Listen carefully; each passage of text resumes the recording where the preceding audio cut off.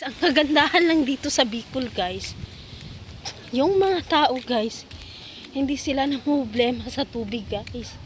Kasi, guys, bawat palayan dito, guys, may mga tubig na, guys. May patubigan dito, guys.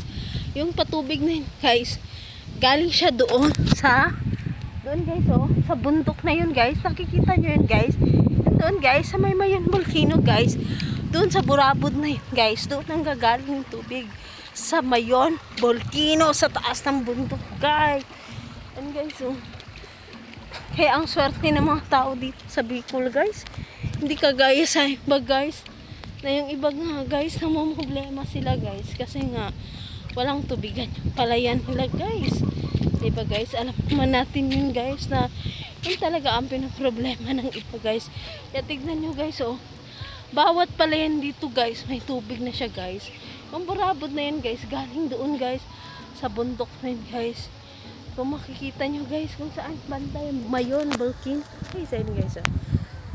Alam nyo, guys, wala na akong ibang ginagawang i-vlog, guys, kung dito lang, ikot lang ako ng ikot, guys.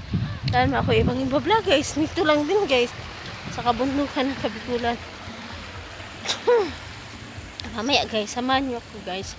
Ipapakita ko sa inyo, guys, kung saan tumutubo yung mga halaman na magaganda na binibenta doon sa Bicol, guys.